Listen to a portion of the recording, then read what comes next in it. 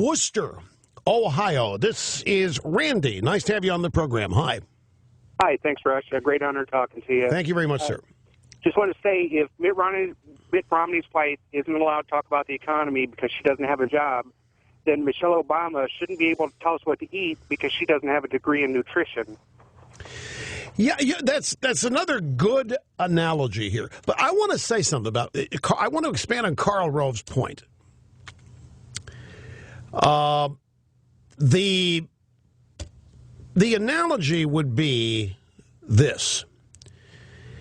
In a trial, a lawyer will make an observation or ask a question of a witness that is improper, and of course the opposing counsel, objection, Your Honor, and the judge will say, strike that. The jury will pay no attention to this outrageous allegation. That's exactly what's happened here. The thought has been put in people's mind. Hillary Rosen put the thought out there. That's what they intended. The DNC and Axelrod and these guys, yep, they backed up. They sent out their tweets, and then they got out of the way, and they started dumping on Hillary Rosen. Hillary Rosen says she's been called by the White House. Not you don't know who, but she's been called. She's been told to hang in there. The public, they're throwing her under the bus, but she's a player. Folks, she is one of the Democrat establishment players. She works with a PR firm, strangely enough, with Anita Dunn.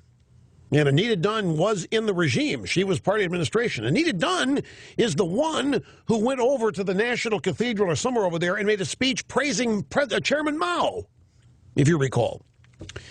That's her. That's her partner in business, is Anita Dunn, and so she's going to be in there. She's going to be strategizing for the Obama reelect. But the great thing about this incident, as I said yesterday, was how revealing it was. What an absolutely wonderful, teachable moment it was about the hostility that people on the left have for people like Ann Romney. In fact, let me expand. I have a theory. I could be a little off on this, but I think Mitt Romney and Ann Romney may be the stereotypes of everything Obama and people like him resent in this country. Just the way they live, just who they are. I think they are highly resented. Now, this may not be a politically correct observation, but when you look at Obama's life and his friends and his associates and his enablers, what do you find? You find the Reverend Wrights and the Bill Ayerses.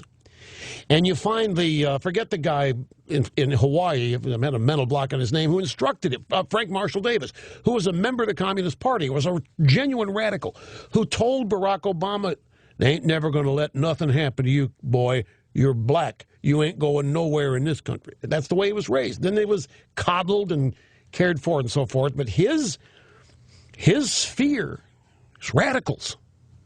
Agitators, radicals, people unhappy, people that don't like this country. Those are his friends and associates.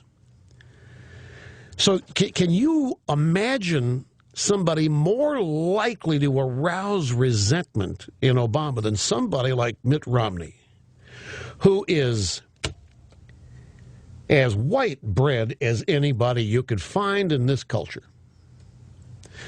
And I don't mean racially. I'm talking about plain, ordinary, just, dull, boring, all those things that white bread is.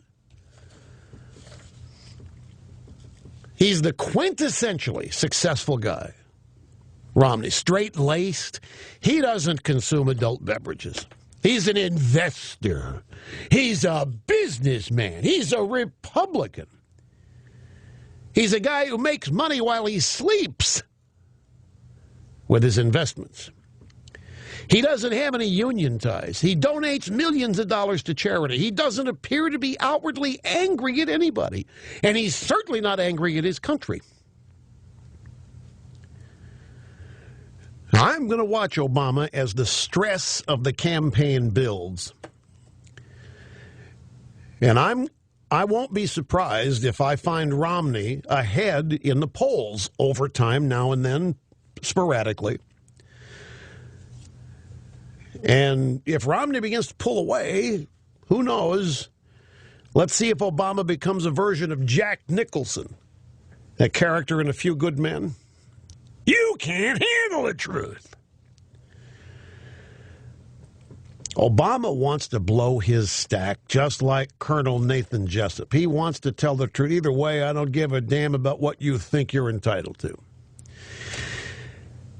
So I think they look at the Romneys, and what they see are the kind of people that this country has been run by since its founding, who set things up in their favor from the get-go. This Hillary Rosen saying she's never worked a day in her life. You know what that really means? Born lucky. Never had any hardship. Nobody ever discriminated against her. Same thing with her husband. Doesn't view them as people who worked hard to get where they are. They just sort of swerved into it. And they're kooky. They're nerds. They're not hip. I think probably the stereotype of exactly the kind of people, without a racial component, race doesn't matter here, not what I'm talking about, that Obama and people in his circle just instinctively don't like.